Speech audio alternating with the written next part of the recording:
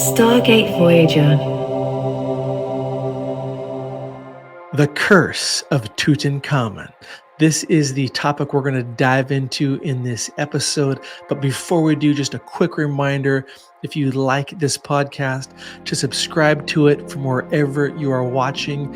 And don't forget, if you're able to, give me a 5-star review if you can, especially on Spotify. I believe you can on Apple Podcasts. Wherever they allow you to, give me a 5-star rating. That helps me to get through the algorithms and climb the charts. And I just want to thank you guys so much for your support here with the Stargate Voyager podcast. Okay, let's jump right into this. The Curse of Tutankhamun. To set this up, first let's take a step back and talk about the curse of the pharaohs, or the mummy's curse as it's been called, which is a curse alleged to be cast upon anyone who disturbs the mummy of an ancient Egyptian, especially if it's a pharaoh. Now, this curse, which does not differentiate between thieves and archaeologists, is claimed to cause stuff like bad luck, illness, or even death. Since the mid-20th century, many authors, documentaries have argued that the curse is a real thing, that it's legitimate, and they use the notion that there's scientifically explicable causes such as bacteria or fungus or even radiation from artifacts or the mummies that these explorers and archaeologists were touching in the tombs. And we'll get into more of that in a bit. Now, there's a woman named Louisa May Alcott. She is thought to have been the first person to ever mention, pretty much in modern times, this thing of a mummy's curse. And she did this in her 1869 story, Lost in a Pyramid. I actually just bought it on Amazon, and I've been reading through it. Pretty fascinating. It's fiction, but something like this from the 1869 era with a little bit different language. Really, really cool to do this. These supposed ancient curses seem to most frequently occur in tombs around the time of the Old Kingdom era. These are the pharaohs that reigned roughly between 2575 and 2150 BC. For example, there is a tomb attributed to a ruler known as Kentika Ikheki of the 9th or 10th Dynasty, which contains an inscription, and it states this, quote, "As for all men who shall enter this, my tomb, impure, there will be judgment. An end shall be made for him. I shall seize his neck like a bird. I shall cast the fear of myself into him." That is quite the warning. Now, curses after the Old Kingdom era seem to be less common, though more severe in expression, sometimes invoking even the ire of Thoth or the destruction of Sekhmet. Now, back around September of 2020, archaeologists unearthed like 160 sarcophagi from an ancient Egyptian necropolis near the area of Saqqara. And some of the tombs were inscribed with these mummy curses. Now, Salima Ikram, an Egyptologist at the American University in Cairo, stated that the inscribed warnings in these human tombs mostly serve to deter trespassers intent on desecrating the mummies. Now, one specific tomb that was found amongst these at Saqqara is attributed to a pharaoh's official who lived more than 4,000 years ago. And when roughly translated, it warns any trespassers that the council of the gods would punish the trespassers and wring his or her neck like that of a goose. It also warns of the mummy's knowledge of secret spells and magic and threatens to fill impure intruders with a fear of seeing ghosts.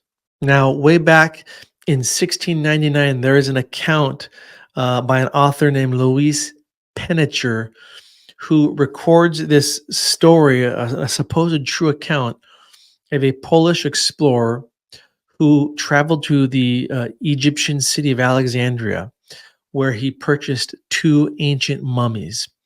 and then loaded them on a ship and embarked on a long journey across the sea back to his home in Poland. Well, according to this supposedly true account that Penninger wrote about this story, this Polish man on the journey across the sea was freaked out and alarmed by reoccurring visions he had and dreams of these mummies. And the seas apparently grew stormy and more dangerous until this Polish explorer who bought the mummies in Alexandria threw them overboard in the sea. And then apparently things went back to normal and grew calm.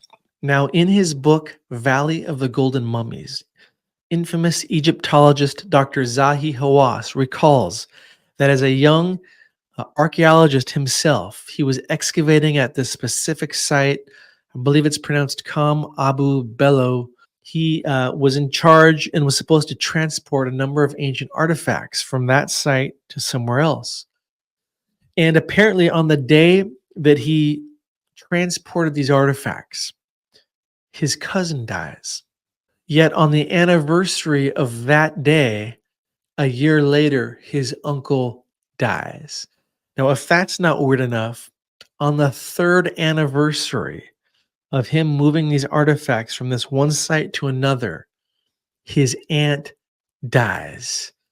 So that's three relatives, according to Dr. Zahi Hawass, three relatives he had that all died on the same day on the anniversary of him moving these ancient artifacts at this specific site. Now, years later, when he was excavating some tombs on the Giza Plateau, he came across a supposed curse that read, quote, "All people who enter this tomb, who will make evil against this tomb and destroy it, may the crocodile be against them in the water and snakes against them on land. May the hippopotamus be against them in the water, the scorpion against them on the land," end quote. Though not superstitious, Zahi decided not to disturb the mummies.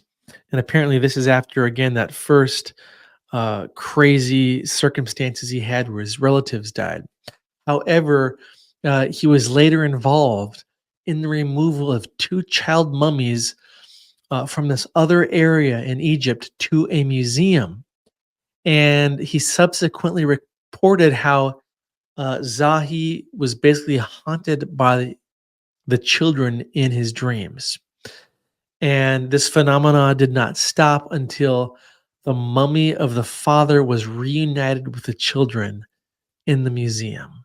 And therefore, Zahi came to the conclusion that mummies should not be displayed, though it was a lesser evil than allowing the general public into their tombs. Again, so I share all that to kind of lay a foundation to set the scene as we talk about the Curse of Tutankhamun. So I'm now going to share and read some excerpts from a fascinating book I stumbled upon from 1961 from an author named Rupert Fernot. I believe it's his name's title. It sounds like a French gentleman. And the book is called The World's Strangest Mysteries. And he really documents well the Curse of Tutankhamun and some very unusual circumstances that occurred in this whole account. So, as many know, the discovery of the tomb of Pharaoh Tutankhamun, almost intact and filled with wonderful and rich exotic artifacts and furniture and objects, it has been described as the world's most exciting archaeological find. For the first time, it brought man in the street in direct contact with the past and excited his interest in the pharaohs of ancient Egypt. Now, at the time of the discovery, many Egyptologists had believed that there was nothing more to be found in the fabled Valley of the Kings. And let me just stop there and give a shameless plug to a previous episode I did last month about the Valley of the Kings. Now, I believe unequivocally that the dynastic Egyptian pharaohs, many of them were buried in the Valley of the Kings, as we're discussing here in this episode with Tutankhamun. Yet I went down a rabbit trail based on some previous research I did in Egypt a couple months back, and in talking with Egyptologist Mohammed Ibrahim, who's also our Egyptian tour guide. And I asked a question: is the Valley of the Kings much older than we've been led to believe? And were some of the massive tunnels in the Valley of the Kings actually created for a different purpose? And then were they later, in the time of the dynastic Egyptians, retrofitted and repurposed as exotic tombs? So you might go back and check out that episode um, about the Valley of the Kings being older than we might know. Okay, so again, back to King Tut. At the time of the discovery, many Egyptologists believed that, again, there was nothing more to be found at the Valley of the Kings.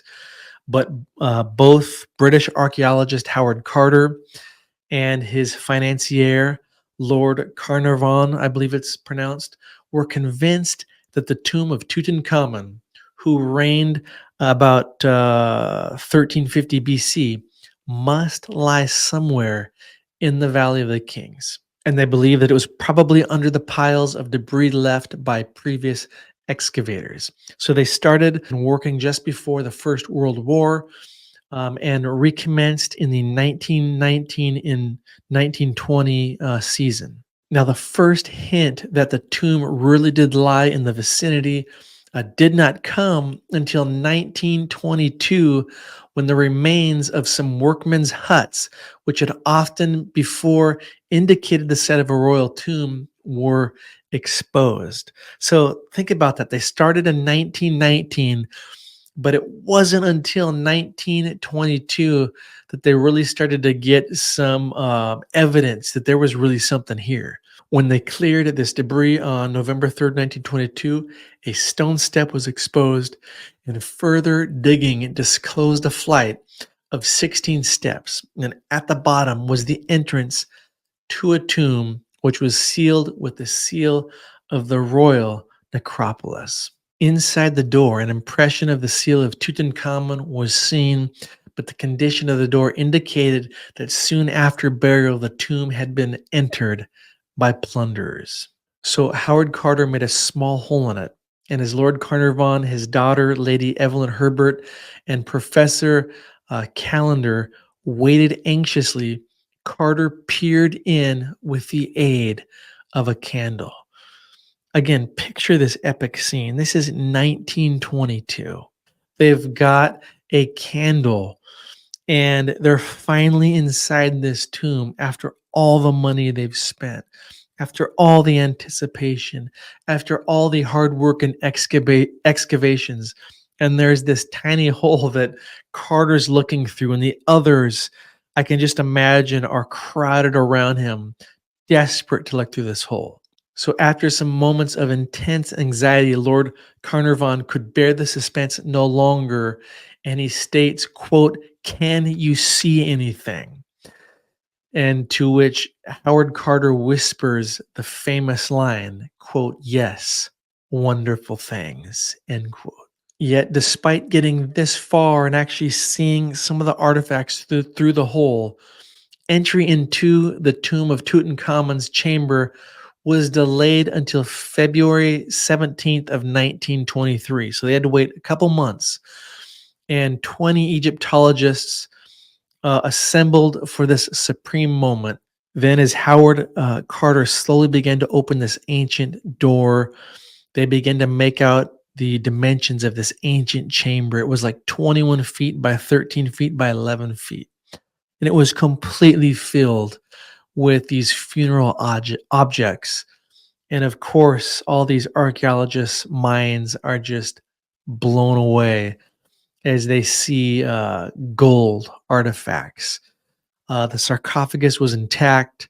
The tomb itself had not been destroyed or messed with, and there was every reason to expect that the body of the boy pharaoh Tutankhamun, buried over 3,000 years before that, remained intact inside. So ever so slowly and carefully, the sarcophagus was opened, and it was found to contain three other basically coffins inside it, each nesting within the other. It was like a triple shrine. The outer coffin bearing the effigy of the dead king, and on top of the coffin was a bunch of withered flowers. Theorized maybe that was the last offering of the widowed queen. And when the body was finally drawn from its last resting place, it was found to be that of a young man with face and head well preserved. So that was a brief, quick overview of the fascinating, amazing, incredible discovery of the tomb of Tutankhamun. So immediately, Howard Carter, the archaeologist, and his financier, Lord Carnarvon, became instant celebrities. And I'm sure it was just an incredible time to be alive, but all was not well for long. So now we're going to get into the crazy part of all this, or should I say, the weird part, the curse of Tutankhamun.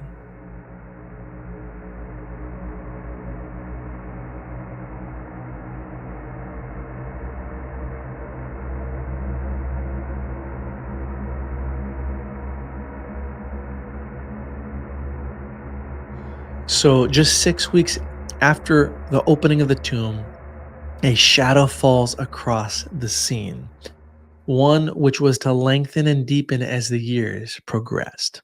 Now, again, just 6 weeks after opening this tomb, the financier of this whole expedition, Lord Carnarvon, dies. Now, all over the world, it was said that his death resulted from the desecration and the despoiling of the tomb of the ancient pharaoh, a sacrilege which had called down upon his head the ancient curse of the pharaohs, the revenge of the spirit of the dead pharaoh, or his Ka, who was not dead but still alive in his tomb. This was what many people believed happened to Lord Carnarvon. Yet, as time passed, others in the know said that he actually died from being bit on the face from a mosquito, which is still kind of a strange and weird way to die.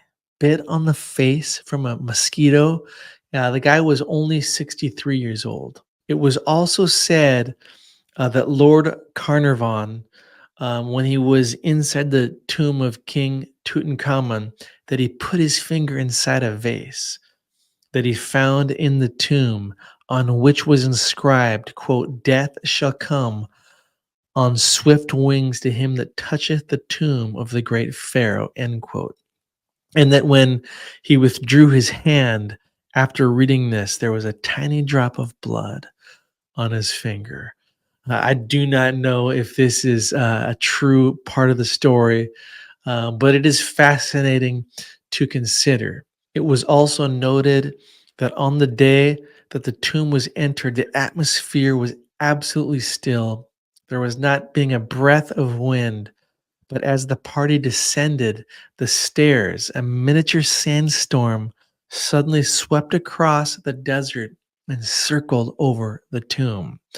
And as the sudden gust of wind died away, a hawk, which is often the emblem of ancient Egyptian royalty, came from the east and hovered over the tomb, and then flew away westward in the direction of the other world of Egyptian belief. Therefore, many apparently begin to ask, had the opening of the tomb released the spirit of the dead pharaoh to pass his last judgment? But the curse of the pharaohs was not satisfied by the death of Lord Carnarvon. Within 5 months, his half brother, Aubrey Herbert, who had visited the tomb, also died. And in popular fancy, his death also was attributed to mysterious causes. Now, 6 years later, in February of 1929, Lord Carnarvon's stepmother died, her death being attributed to an insect bite. So, as time continued to move on, the deaths of a number of well known people who had either visited the tomb or who had something important to do with its discovery or its excavations, who died, their deaths were also attributed to the curse of Tutankhamun. One of these people was Wolf Joel, a South African millionaire who had been yachting on the Nile. He fell downstairs and died from a stroke. George J. Gold, the American railroad king, died on May 16th, 1923, his death being attributed to pneumonia following a cold he apparently caught in the tomb itself. Others who had been even more directly connected or concerned with the violation of the tomb or desecrating the tomb, again, by either going inside it or helping with the excavations, died from supposedly mysterious causes. There was a Professor Lafleur of McGill University in Canada. He died on February 9th, 1924. A few months later, a young English Egyptologist, H. E. Evelyn White, committed suicide, leaving a letter which contained the words, quote, "I knew there was a curse on me," end quote. His death was followed by that of a sign writer at the British Museum who had handled many of the relics from the tomb. Then on January 18th, 1924, a Sir Archibald Douglas Reed, a radiologist who had been specially selected to X-ray the body of the dead pharaoh Tutankhamun. He died in Switzerland at the age of 53. And another photographer who came to Egypt to photograph the sarcophagus, a guy named Frank Raleigh, went blind and died. 2 years later, two French Egyptologists who were present at the entry to the tomb, a Dr. George Benedict and Dr. Passanova, died suddenly. Yet the revenge of the pharaohs was not yet complete. The Honorable Richard Bethel, who had acted as Howard Carter's assistant, died in London on November 15th, 1929. And guess what? Some of the treasures from the tomb had been stored at his house, and there had been a mysterious fire also in the building. Within a few months, his father, 78-year-old Lord Westbury, threw himself from the window of his London flat. And guess what? In his bedroom was found the alabaster vase bearing the inscription that I already quoted, that was brought from the tomb by his son. You can't make this stuff up. Now, this is crazy. 5 days after Lord Westbury throws himself out of this window, a little boy, 8 years old, named Joseph Greer, was killed by the hearse that was transporting the body of Lord Westbury. Other strange deaths followed. Arthur Weigall, the inspector of the Egyptian antiquities at the time of the opening of the tomb, died from what was stated to be an unknown fever. Then Professor James Breasted of the University of Chicago, who had taken an active part in the excavation of the tomb, died at the age of 70 on December 3rd, 1935. His death back then was attributed to what was known as severe streptococcal infection, I believe, which was a name given to a variety of microorganisms responsible for inflammation. And Professor Breasted had said, quote, "I defy the curse. If anyone was exposed to it, I was. I slept in the tomb for 2 weeks and even had my meals there. I never felt better in my life," end quote. So he said that before getting this infection.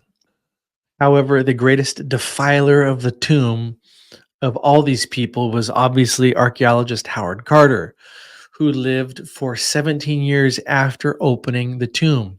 He ends up dying on March 2nd, 1939, at the age of 67. Skeptics will also point out that many others who visited the tomb or helped to discover it seem to live long, healthy, and happy lives after the tomb's discovery and opening. Now, British archaeologist Howard Carter was entirely skeptical of such curses, whether it was the curse of Tutankhamun or these curses of the pharaohs. However, I came across two accounts that I thought were interesting enough to include in this discussion. Although Carter was entirely skeptical of the curses, he did report in his diary a strange account that took place May of 1926, so 4 years after he went into the tomb. And in this account in his diary, he mentions how, for the first time, he saw jackals that looked just like Anubis, the guardian of the dead in Egyptian mythology. He saw jackals that looked just like Anubis for the first time in over 35 years of working in the desert. He saw them after going in the tomb. And then Egyptologist James Breasted, that I mentioned, who died, he worked with Carter. He had reported in one of his diaries or books how Carter had sent a messenger on an errand to his house one day. And on approaching his home, this messenger thought he heard a faint, almost human cry. And when this messenger gets to Carter's house and opens the door, there is the bird cage. Carter had apparently gotten a bird to kind of keep him company and help him with his loneliness. And so when he opens the door, guess what is inside the bird cage? There is a cobra, a snake inside. Cobra is, one of the symbols of Egyptian monarchy. And Carter's canary was dead in the mouth of this cobra, this snake. And so locals begin to interpret this as Carter's house being broken into by the royal cobra, the same symbol worn on the king's head to strike his enemies. So fascinating stuff.